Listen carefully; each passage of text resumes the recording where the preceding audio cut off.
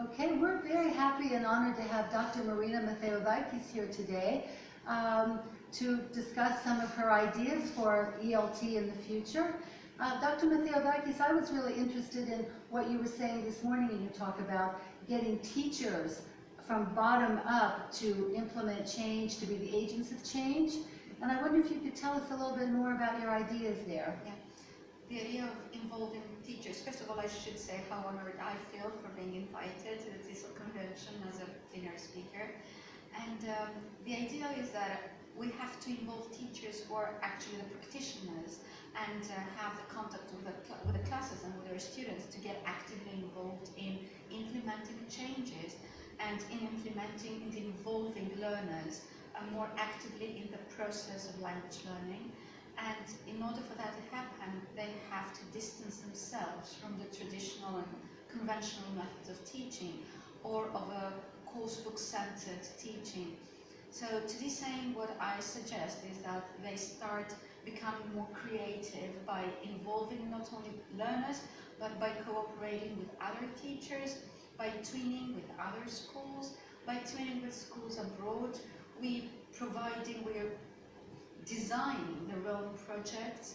So there is a whole variety of activities, of ideas, of things that they could do in order to become more creative.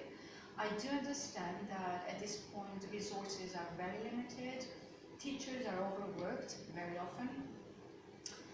Teacher education and teacher training is not well funded. We also know that. And what we are left with is actually teachers' motivation and love for what they do. Unfortunately, we are at a very difficult stage and phase in this country because of the economic and financial crisis. And I think that although I do understand that teachers have got very tired, and sometimes this is very understandable, it is very crucial for them not to stop caring as much as they can for their own learners.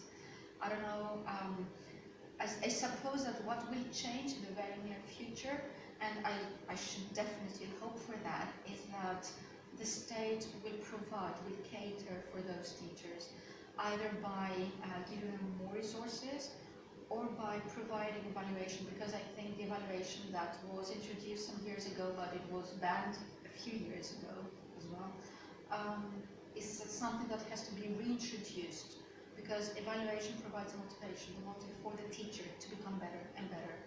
And by being evaluated, they are given the opportunity to develop professionally themselves. And at the university, at your level in the teacher education programs, are there any things that you're doing to make this happen on the level of student education?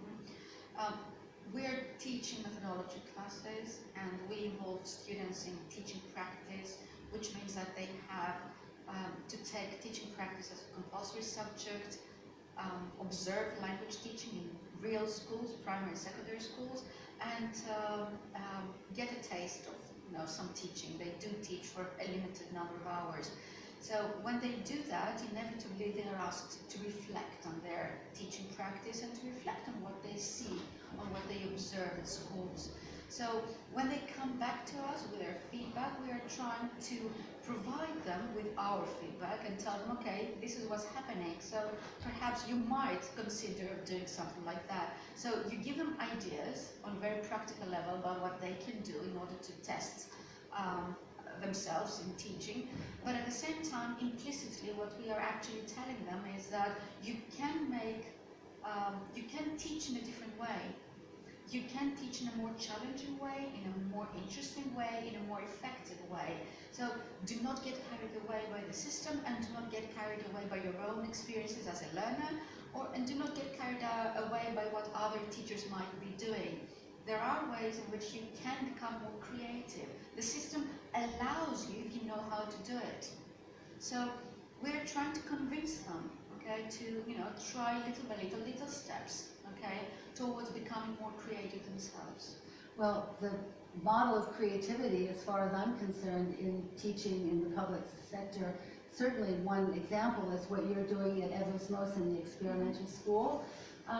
So could you tell us a little bit about your role there and maybe how you could take that model as an impetus to change the rest of the public schools in that direction? I wish that could be possible at some point.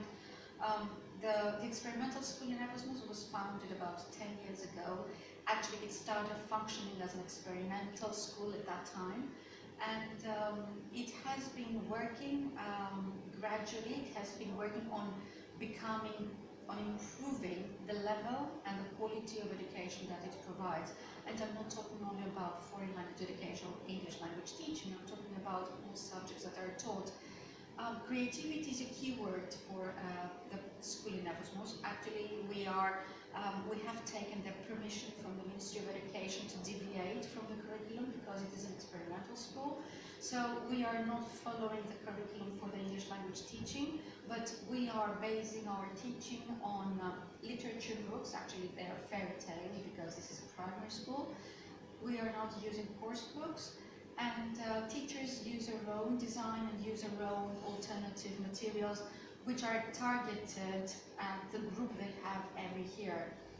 We have adopted streaming, so there is a classification of students. This sounds a bit negative, but actually what we're trying to do, it's not that we are not adopting the inclusive education concept, but because we know that some students after the 4th grade start differentiating their level from their peers, we are trying to provide everybody what they need exactly. So if there is a group of students who are a bit weaker, we are trying to give them what they need in order to catch up with the rest.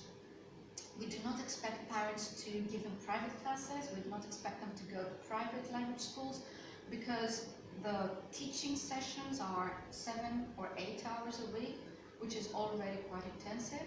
And on top of that, they are also exposed to CLE classes, and everybody is exposed to CLE classes regardless of level in English. So this is not an elitist approach for us.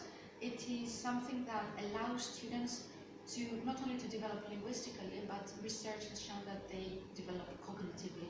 So working memory, especially working memory, is actually improving because of CLE. Just to make sure everybody understands what that acronym stands for, maybe you could say what CLE means? Yes. CLE stands for Content and Language Integrated Learning, and this method has been implemented in 316 different ways in Europe, as research has told us, which is very natural and very positive in my opinion, because every country adapts it to its own culture and education system. So Greece can adapt it and can adopt it according to what the education system in Greece is.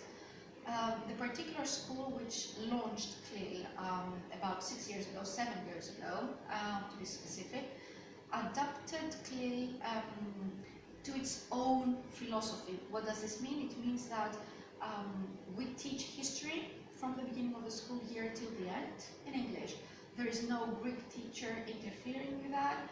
There is no coursebook in Greek that we are using. So there is an English language teacher who has been trained in teaching history, who is responsible for the teaching of history in the 3rd grade and in the 4th grade. So these children, these students, learn the mythology, let's say, the Greek mythology in English. Okay? And all the material is designed by the teacher. It is very audiovisual, and it is targeted to a particular group of students and to a particular age.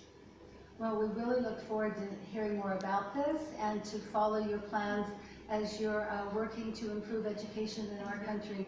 Thank you very much for being with us today. Thank you for giving me the time to talk about it.